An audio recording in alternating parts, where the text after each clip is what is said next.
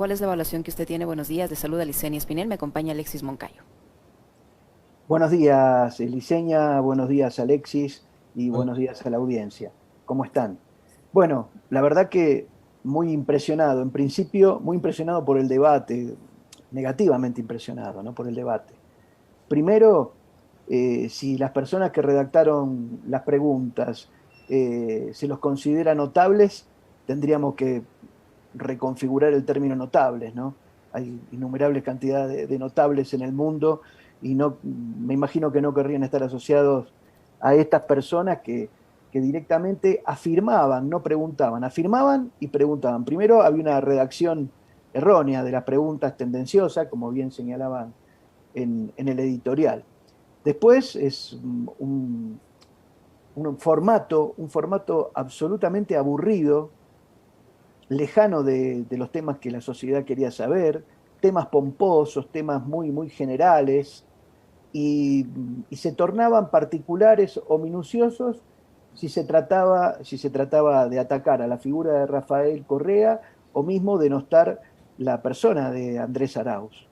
Verdaderamente fue de los 16 fue un 15-1, y entiendo que en esa contienda Andrés Arauz sale airoso de todo esto. Sale airoso ante la evidencia del ataque y un debate o pseudo debate orquestado solo con el efecto de atacar. A mí hemos hablado ya alguna vez con Alexis sobre el tema y entiendo que es una nueva forma de lawfare, de esta guerra jurídica que se ha instalado en la región, ¿no?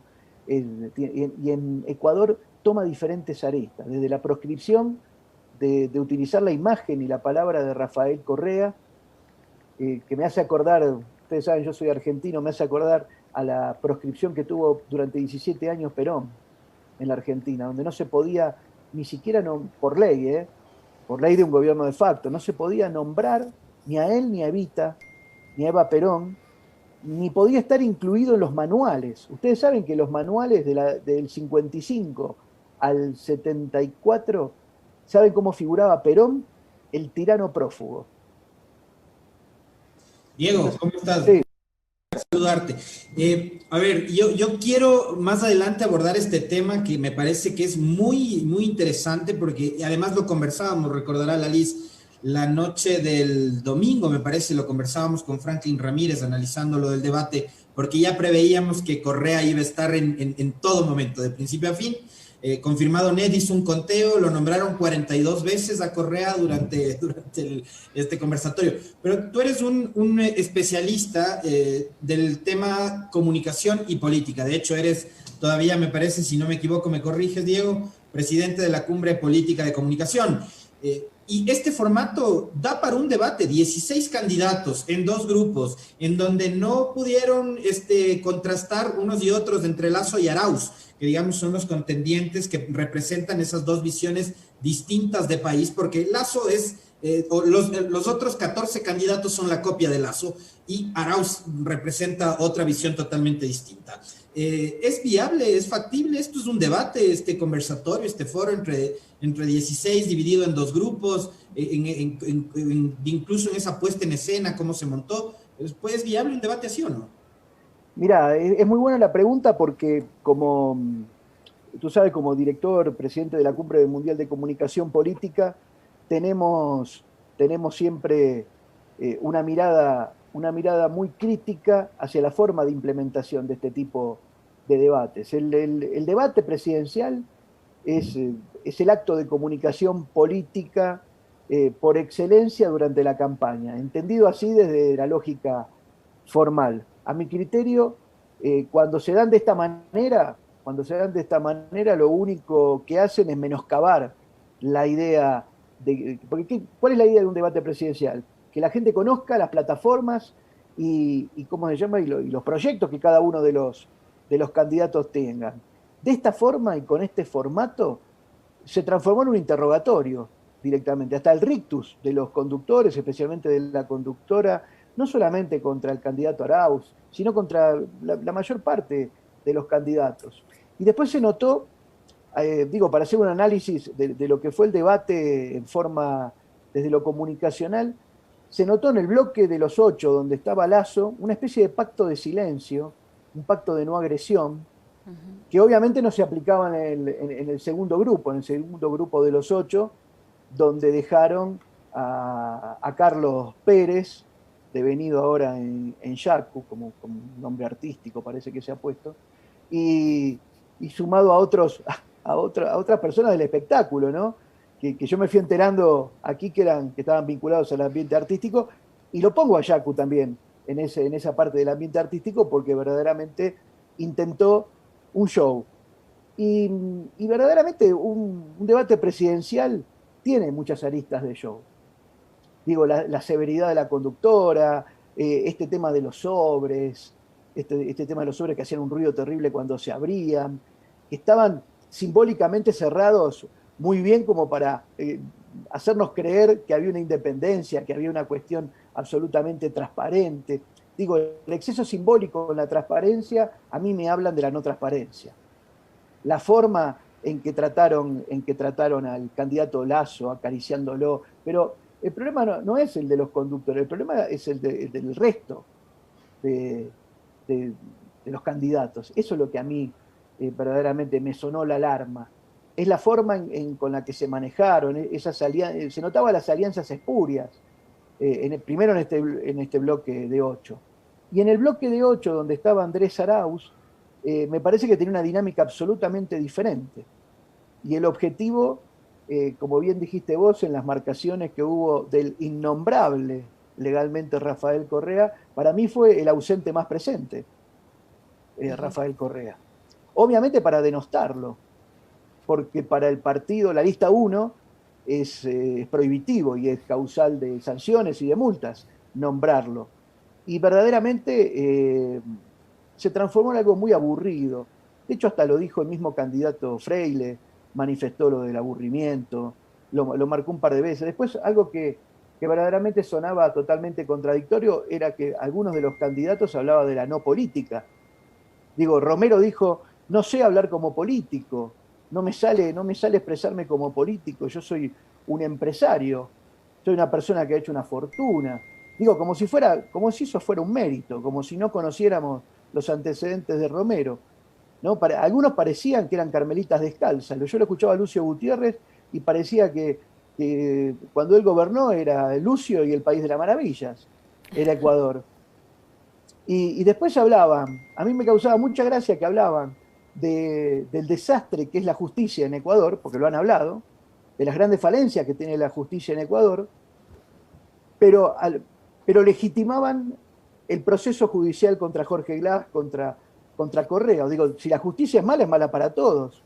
O es selectivamente buena cuando juzga precipitadamente con una justicia express. Entonces, verdaderamente, me parece que hubo un permanente doble discurso, una decisión de ataque permanente hacia el correísmo, y se transformó en eso, en una tribuna de agresión. Hablaban de no fomentar las grietas, hablaban con falso discurso, y después lo de Yacu Pérez que te decía, y te lo nombro a Yacu Pérez porque era la persona como que se quería diferenciar desde su vestimenta, que la mutó del primer, se nota que llegaron los fondos para los estrategas entre el sábado y el domingo, porque se sacó la campera, se puso una camisa blanca como símbolo de pureza. Apareció Manuela.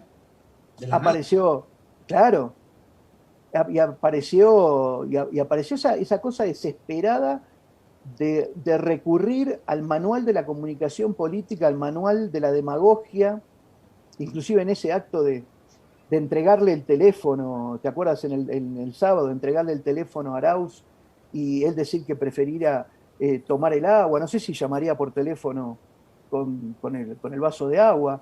Pero Yacu defiende el agua, Diego, y resulta que después aparecen unas botellas plásticas repartiendo agua, ¿no? Entonces, ¿cómo se entiende eso? Que un defensor de la naturaleza, del agua y del ambiente empiece a repartir precisamente agua en botellones plásticos.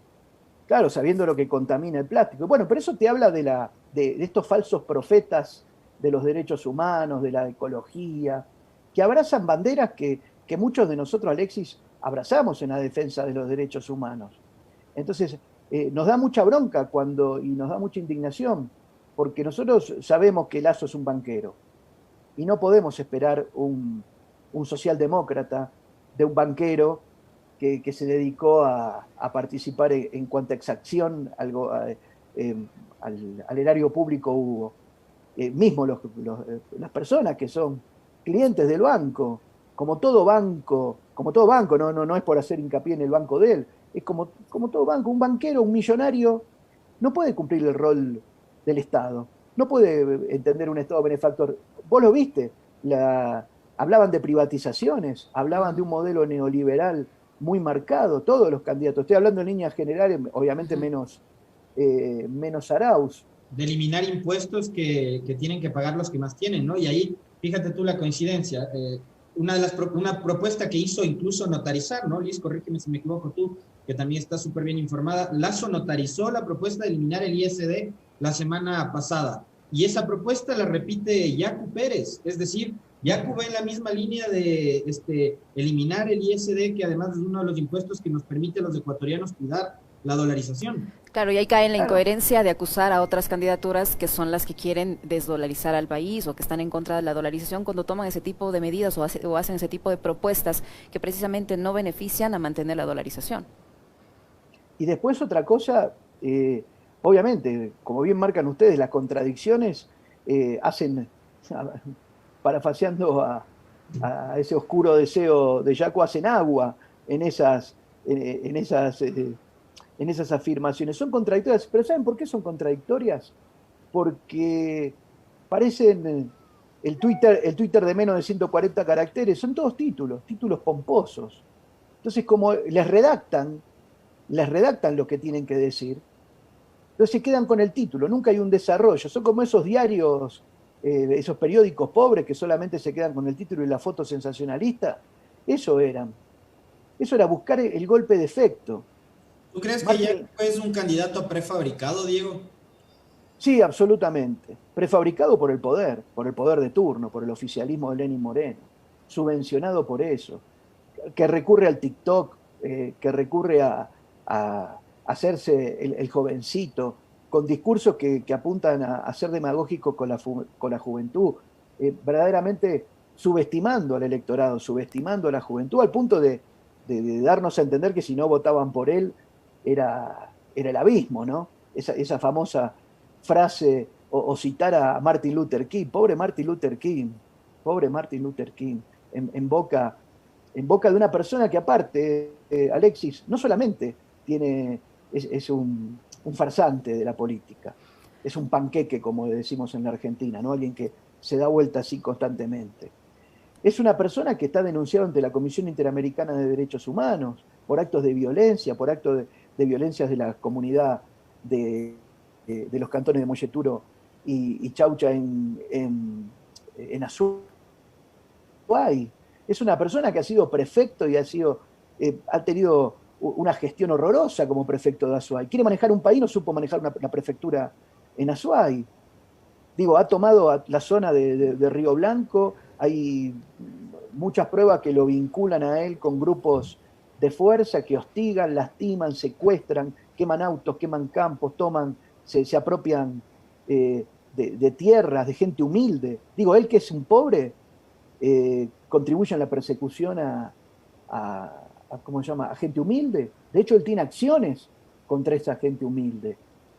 Yo estoy recabando muchos testimonios de eso, o sea que es mucho peor que hacerse el ecologista. ¿Me entienden, Diseña, Alexis? Va mucho más allá de ocupar un falso espacio. Entonces, ¿a qué viene Yacu? A horadar, a tratar de sacar votos de cualquier espacio. No es nada nuevo esto.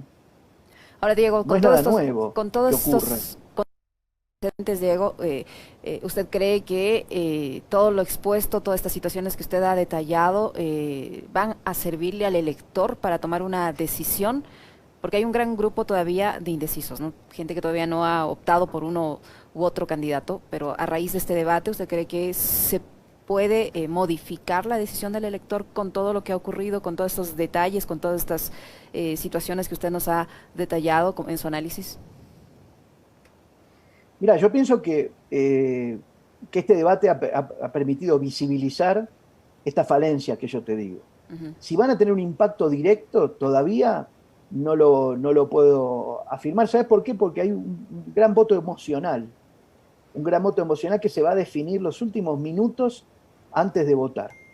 Y eso es lo que resulta preocupante. Y de eso es lo que se abusan estas maquinarias de marketing político, que lo único que hacen es denostar a la política, mis estimados.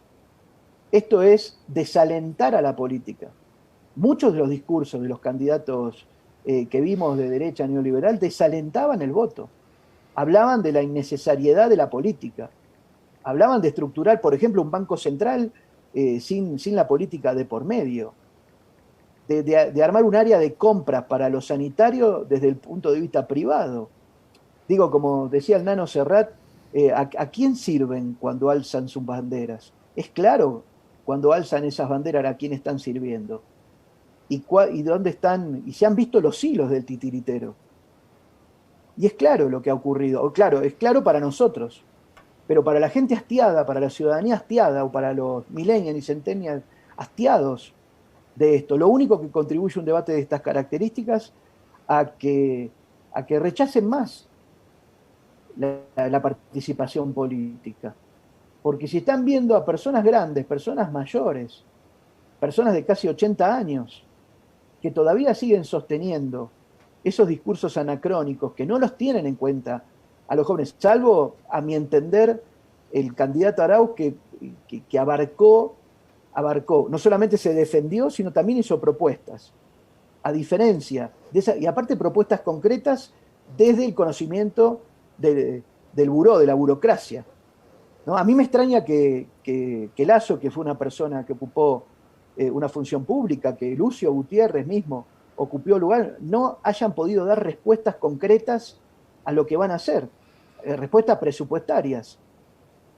Entonces digo, si esas personas que han ocupado cargos públicos, que han tenido responsabilidades en prefecturas, no pueden explicarnos cómo van a administrar el Estado, aunque sea en escaso tiempo, y pierden ese tiempo denostando al enemigo, ¿qué pasa? O lo que ellos consideran enemigo. Esto tiene que ser, tenemos que hablar de adversarios, no de enemigos.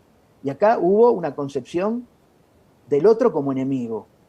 Y eso verdaderamente habla de un discurso que dista totalmente de lo que la ciudadanía quiere. La ciudadanía, y más en tiempos de pandemia, y más en tiempos de esta terrible pandemia que hemos vivido, que ha traído muertos, que ha traído desidia, que ha traído falta de trabajo, cierre de espacios. ¿Qué solución mágica nos van a dar si no el gobierno que venga, que ocupe el cargo en Carondelet?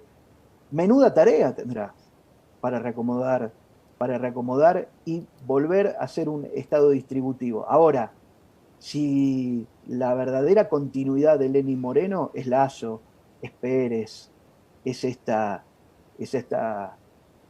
comunidad de mentirosos que hemos visto.